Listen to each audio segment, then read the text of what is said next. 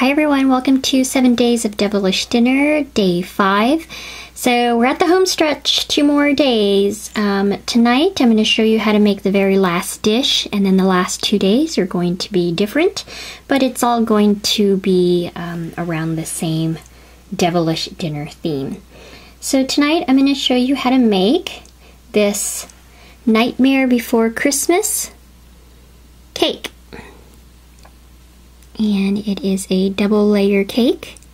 On the bottom there's some skeletons, or Jack Skellington, I can't say his name. And then we have some pumpkins, and then we have the large moon, and then a couple of headstones. I'm going to take it off the plate here for a second. A couple of headstones. That one says R.I.P. You can actually see that one better. And I was going to make you originally a layered corn cake, but I had this idea instead, so I thought you guys would like this because I know a lot of you have asked for a Nightmare Before Christmas before, and so I thought this was a perfect opportunity to make that. So here's the cake, and we will go ahead and get started. Make sure you check the description bar for frequently asked questions as well as materials used. So I hope you guys enjoy this tutorial, and I'll see you guys all tomorrow. Bye! So the first thing I want to do is take white clay, and I used Sculpey 3, and roll it into a ball and proceed to flatten it out.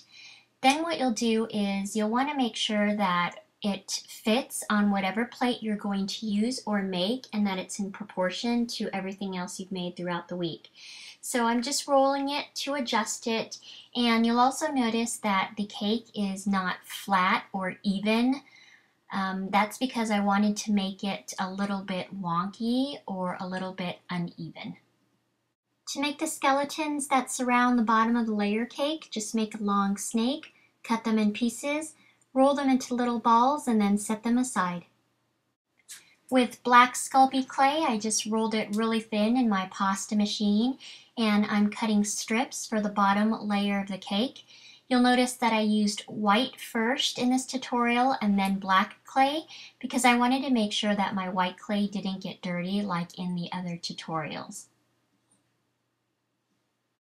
Now, using those black clay strips that you cut out, what you'll want to do is make the stripes on the bottom layer of your cake. So you will have to trim them down a little bit, and as far as the bottom in trimming it down, it doesn't have to be perfect, but you want to make sure you don't want to have it overlapping too much because that creates lumps in your cake, especially at the bottom if you put it on a plate.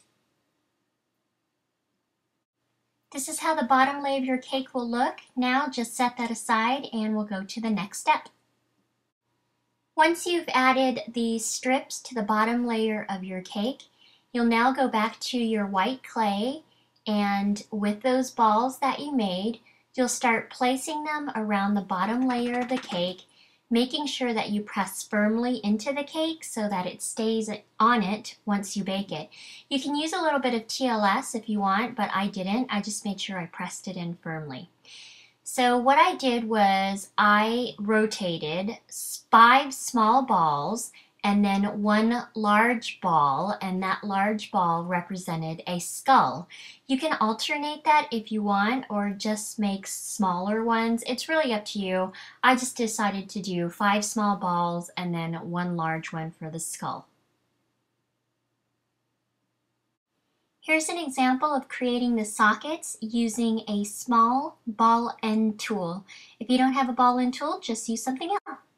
Okay, now what I'm going to do is make the second layer of the cake. I combined silver clay and black clay, and once I got a marbled effect, I'm just going to repeat the steps just like I did for the first layered cake. This is what it should look like when you're finished with that layer, and just make sure that it's proportioned to the entire cake and the plate. Now, using orange clay in Sculpey brand, I just rolled it flat again using my pasta machine and trimmed it down to a strip. Now I made the strip just a little thinner. Then what you're going to do is wrap it around the base of the gray layer or your second layer, and then just make sure that you tuck the ends in and blend it in and flatten it out so that it's as flat as possible when you place it on the bottom layer. Trim the excess orange clay off, and this is how it looks. Now with a long black snake, I'm just going to wrap it around the top of the orange trim so that you don't have that blunt, sharp edge, and it kind of creates a barrier or a separation for your cake. Now with even smaller snakes, I'm going to cut little pieces, and then what I'm going to do is start curling them to make them look like branches or scroll.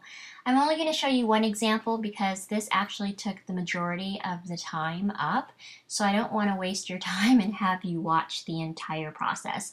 But once you make one, you'll just kind of follow that same step with all of the others, and there is no pattern, just do whatever you want. If you want to make it look like a scroll, then follow a pattern. If you want to make it look more like branches, then just follow the shape of a tree or a branch. And make sure you press it firmly into the cake so that when you bake it, it doesn't fall off. So this is what it should look like after you've completed all of the scrolls around your cake. As you can see, there's no specific pattern. It's a little messy, but it actually looks good. So to make the hill, I just combined black clay and silver clay again, cut it down, and what I did was rolled it into a cone. Then what you're going to do with the top is start pulling it over, kind of like taffy, I guess, and then start rolling it under. And I was going off of memory and not a picture, so I could have made it just a tad longer.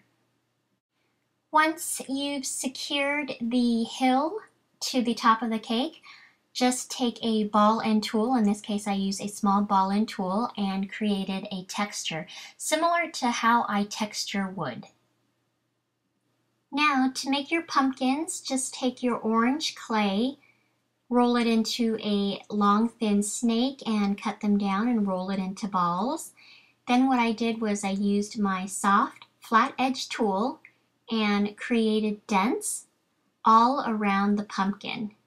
Then I took a ball tool and created the hollow at the top of the pumpkin, and then used green clay, rolled that into long thin snakes, and created the stem atop the pumpkin.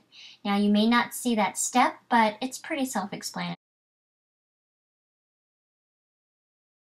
Here's what the pumpkins look like once you place the stems on the pumpkins.